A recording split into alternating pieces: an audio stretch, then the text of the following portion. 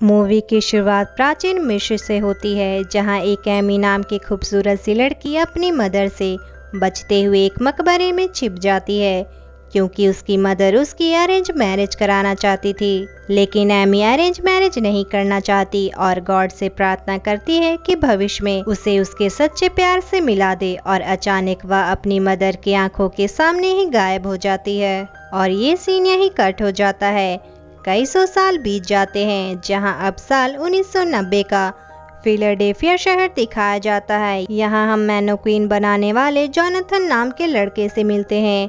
वह अलग अलग तरह के डमी को जोड़कर एक आकर्षक मैनोक्वीन बनाने में लगा होता है, और वह काफ़ी मेहनत कर एक मैनोक्वीन बनाता है जो कि उसे काफ़ी पसंद आता है। लेकिन उसके मालिक को यह मैनोक्वीन कुछ खास नहीं लगता। जोनाथन बोलता है कि यह बिल्कुल परफेक्ट मैनोक्वीन है, लेकिन उसका बॉस उसकी एक भी नहीं सुनता और उसके मैनोक्वीन को रिजेक्ट कर देता है और उसे डांटता है। वह सारे ही मैनोक्वीन के साथ छेड़छाड़ कर रहा है, इसलिए उसे बाहर का रास्ता दिखा दिया जाता है जॉब से निकालकर। लेकिन जोनाथन अफसोस करने वालों में से नहीं था। वह कोई और काम ढूंढ लेता है। वह पार्टी में बैलून फुलाने का काम करने लगता है, जहां एक बच्चा उससे बड़ा वाला गुब्बारा मांगता है, और ना चाहते हुए भी जोनाथन उसे वह बड़ा गुब्बारा पकड़ा देता है। लेकिन वह बच्चा इतना हल्का होता है कि वह गुब्बारे के साथ उड़ने लगता है, और इस गलती के कारण जोनाथन को इस जॉब से भी हाथ धोना पड़ता है। लेकिन जोनाथन अभी भी हार नहीं मानता। वह गार्डनिंग का काम शुरू कर देता है और अपने टैलेंट को उसमें दिखाता है, जहां वह एक बड़ी सी झाड़ी को खरगोश का आकार देता है। लेकिन वहां का मालिक उसके इस टैलेंट को देखकर ज़्यादा खुश नहीं होता, क्योंकि उसे तो साधारण सा गार्डन पसंद था। और इसी तरह जोनाथन को वहां से भी बाहर का रास्ता दिखा दिया जाता है। रात के वक्त जोनाथन अपनी गर्लफ्रेंड को पिक करने जाता है। उसकी गर्लफ्रेंड एक प्राइवेट कंपनी में काम करती है। जोनाथन अपने बाइक से जा रहा होता है और अपनी गर्लफ्रेंड से बोलता है कि उसकी आज फिर से जॉब चली गई, पर उसकी गर्लफ्रेंड के लिए जॉब और स्टेटस काफ़ी ज़रूरी था, इसलिए वह जोनाथन को सड़क पर ही छोड़कर निकल लेती है, ब्रेकअप करके। जोनाथन का दिल टूट जाता है और उसकी इतनी किस्मत खराब होती है कि उसकी बाइक भी उसका साथ छोड़ देती है, और आखिर में जोनाथन को धक्का लगाकर जाना पड़ता है बारिश में, जहां वह एक बड़े कपड़े के शॉप से गुजरता है, और वह उसके बनाए हुए उस खूबसूरत से मैनोक्वीन को शोरूम के शोपीस में खड़ा देखता है। जोनाथन कहता है उस मैनोक्वीन को देखकर कि वह एक सच्ची आर्टिस्ट की तरह मुझे महसूस कराने वाली पहली महिला है, और वह उसे अगले दिन देखने आएगा। इतना कहकर वह चला जाता है और उसकी बाइक भी चालू हो जाती है। अगले दिन जोनाथन दुकान पर लौटता है, जहां उसने वह मैनोक्वीन देखा था, जहां स्टोर अपनी 100वीं एनिवर्सरी मना रहे होते हैं, और उसी वक्त उस स्टोर की मालकिन क्लेयर आती है। लेकिन तभी उनके ऊपर एक बहुत बड़ा पोस्टर गिरने वाला होता है, पर जोनाथन उन्हें धक्का देकर बचा लेता है और खुद उस पोस्टर में अटक जाता है। मालकिन उसकी हीरो स्टंट से खुश होकर उसे जॉब का ऑफर करती है, जिसके बाद वे दोनों अंदर आते हैं और मिसेस क्लेयर उसे अंदर के आसपास की सुंदर वस्तुएं दिखाती है और उसके ब्रांड के बारे में बताती है। जहां स्टोर तो ओपन है, लेकिन फिर भी यह जगह काफी खाली होती है। इसके बाद हमें विंडो ड्रेसर मिस्टर रिचर्ड से मिलाया जाता है, जो उसके राइवल बिजनेस के लिए काम कर रहा होता है और मिसेस क्लेयर के बिजनेस को अंदर से खोखला कर रहा होता है, और उन्हें जल्दी से जल्दी इस बिजनेस को बेचने को मजबूर करता है। जहां मिसेस क्लेयर जोनाथन को काम पर रख लेती है और रिचर्ड से उसके लिए कुछ अच्छा काम ढूंढने को कहती है। वहीं रिचर्ड जोनाथन को प्रोडक्ट पैक करने के काम पर रखता है। इस साधारण से काम को कर जोनाथन भी खुश था और अपनी पुरानी गर्लफ्रेंड को नई नौकरी के बारे में बताता है। गर्लफ्रेंड उसके लिए काफ़ी खुश होती है और जोनाथन रेस्टोरेंट पर डेट पर चलने के लिए उससे पूछता है। इसके बाद जोनाथन छुपते छुपते अपने बनाए हुए मैनोक्वीन को खोजता है, क्योंकि रिचर्ड लगातार उसका पीछा करता रहता था और उस पर हुक्म चलाते रहता था। वहीं आखिरकार उसे अपने द्वारा बनाई गई सुंदर डमी मिल जाती है और उसे अपनी कलाकारी से प्यार हो जाता है। वहीं उसके पीछे कोई आ जाता है जो एक डेकोरेटर होता है जिसका नाम हॉलीवुड होता है और दोनों ही एक दूसरे के दोस्त बन जाते हैं। हॉलीवुड जॉनथन का मजाक नहीं उड़ाता क्योंकि उसे भी डमी से बातें करना पसंद होता है और इसके बाद वह लोग जॉनथन के लिए एक विंडो डिस्प्ले बनाते हैं जहां जॉनथन अपने हिसाब से उसमें स्टैचू यानी मैनक्वीन को कपड़ा पहनाकर शो करेगा। इसके बाद वे लोग कैप्टन फ्लेक्स से मेन डेकोरेटर से मिलते हैं और एक नज़र में ही पता चल जाता है कि फ्लेक्स को जॉनथन बिल्कुल भी पसंद नहीं। वह लोग वापस जॉनथन के बनाए हुए मैनक्वीन को तैयार कर रहे होते हैं और जैसे ही जॉनथन और वह डमी अकेले होते हैं जॉनथन को एक बड़ा झटका लगता है क्योंकि वह मैनक्वीन जिंदा हो गई होती है एमी बनकर। एमी उसे बोलती है कि भगवान ने मुझे यहाँ रहने की अनुमति दे दी है। जब वह जॉनथन के साथ अकेली होगी जॉनथन को कुछ भी समझ में नहीं आता।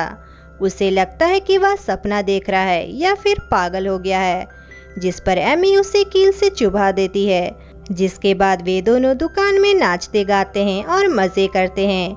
जिसके बाद एमी उसे कहती है कि उसे रोज नए कपड़े पहनाए। इसके बाद जॉनथन की नींद स्टोर विंडो के सामने खुलती है जहां वह एमी को देखता है जो कि अब स्टैचू बन चुकी होती है। जॉनथन अपनी गर्लफ्रेंड रॉक्सी को यह बताने के लिए जाता है कि आज रात वह डेट पर क्यों नहीं आ पाया, लेकिन रॉक्सी एक लड़की के साथ कार में होती है। जॉनथन को काफी बुरा फील होता है क्योंकि वह कल रात को रॉक्सी के पास डिनर के लिए नहीं आ पाया और वह रात में हुई सारी घटना को बताता है, लेकिन रॉक्सी उसे झूठा कहती है। इस बीच स्टोर के सामने भीड़ इकट्ठा हो गई होती है एमी के मैनक्वीन को देखने के लिए। इस रिजल्ट के कारण बोर्ड ऑफ डायरेक्टर जॉनथन को लेकर एक मीटिंग करते हैं जहां रिचर्ड जॉनथन को काम से निकालने के लिए कहता है, लेकिन बोर्ड ऑफ डायरेक्टर उसे प्रमोशन दे देते हैं। रिचर्ड को गुस्सा आता है और उसे पता है कि कैप्टन फ्लेक्स और जॉनथन के बीच नहीं बनती, इसलिए रिचर्ड फ्लेक्स को जॉनथन पर नजर रखने को कहता है। जहां शाम को एमी इंसान बन जाती है और जॉनथन के साथ मस्ती करने लगती है। वह उसे कहती है कि वह क्रिस्टोफर ग्लोबस और लियोनार्डो दा विंची से भी मिलती है। जिसके बाद वे दोनों अलग अलग आउटफिट ट्राई करते हैं और डांस करते हुए जिंदगी के मजे लेते हैं। इसके बाद वे लोग एलिवेटर से नीचे आते हैं जहां उनका इंतजार फ्लेक्स कर रहा होता है और उसका डॉगी रैम्बो एलिवेटर में घुस जाता है, लेकिन वह एमी से डरकर भाग जाता है। इसके बाद कप्तान अंदर जाता है, लेकिन एमी डमी बन जाती है और जॉनथन उसे उठाकर ले जाता है।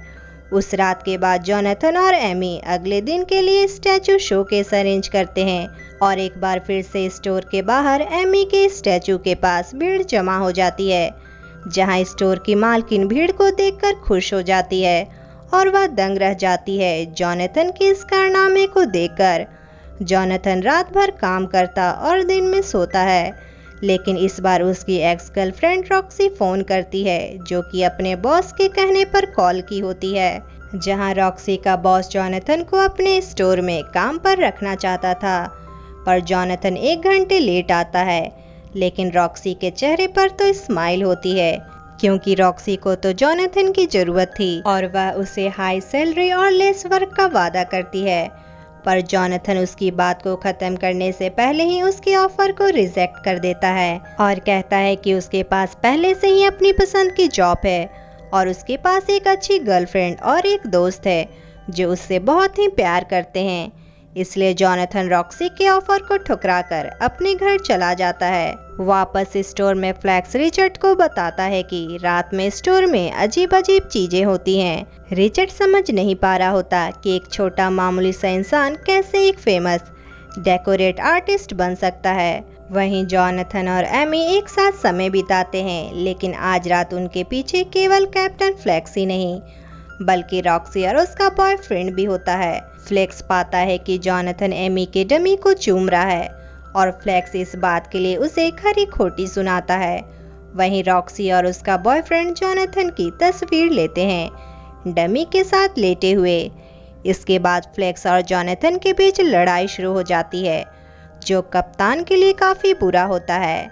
कुछ समय बाद रॉक्सी और उसका बॉयफ्रेंड चले जाते हैं और कैप्टन बेहोश हो जाता है, जिसके बाद भी एमी और जॉनथन की मस्ती जारी रहती है। एमी ने आज तक कभी भी ग्लाइडिंग नहीं की थी, इसलिए वह पहली बार ग्लाइडिंग करती है। सब कुछ बढ़िया चल रहा था, लेकिन एमी फ्लेक्स और उसके कुत्ते रैमो पर लैंड करती है। वहीं शॉप भी बहुत जल्द खुलने ही वाला होता है और दोनों अपने काम पर लग जाते हैं, जहां जॉनथन के विंडो डिजाइन लगातार सुर्खियां बटोरते जा रहे होते हैं और बिजनेस फिर से प्रिंस एंड कंपनी के पास वापस लौट रहा होता है, जिससे उसके अपोजिट बिजनेसमैन के सीईओ काफी परेशान हो जाते हैं। दूसरी तरफ क्लेयर जॉनथन के काम से काफी खुश हो रही होती है और उसे प्रमोट करती है डिपार्टमेंट स्टोर के वाइस प्रेसिडेंट के लिए, और फिर वह रिचर्ड और फ्लेक्स को जॉनथन के खिलाफ आरोप लगाने के लिए काम से निकाल देती है। रॉक्सी तस्वीरें लेकर अपने बॉस के पास जाती है और कहती है कि वह उसे बर्बाद कर सकते हैं। दूसरी ओर उसके बॉस के पास एक बेहतर प्लान होता है। वह जॉनथन को अपने पास काम पर रखने का आइडिया देता है, क्योंकि वह रॉक्सी के साथ काम नहीं करना चाहता था। इसलिए वे लोग एमी के स्टैच्यू को चोरी करने का फैसला करते हैं। इस बीच जॉनथन एमी को अपने मोटरसाइकिल पर राइड करके सेलिब्रेट करने के लिए कहता है। उसके निकलने से पहले रॉक्सी फिर से वहां उसे मिलने आ जाती है, जहां रॉक्सी अपने सपनों की दुनिया से उसे बाहर निकलने को कहती है, क्योंकि वह अपनी बाइक पर एक स्टैच्यू को बैठाकर घुमाने ले जा रहा होता है। वह उसे फिर से अपने साथ काम करने के लिए ऑफर करती है, डबल सैलरी पर, लेकिन जॉनथन फिर से उसे मना कर देता है और उसे कहता है कि मेरी कंपनी में ऐसे लोग हैं जो उसकी परवाह करते हैं और मैं अपने काम से खुश हूँ। इसके बाद जॉनथन अपने बाइक से निकल जाता है और रॉक्सी चिल्लाते रह जाती है कि मुझे छोड़कर जो तुम जाओगे बड़ा पछताओगे, बड़ा पछताओगे।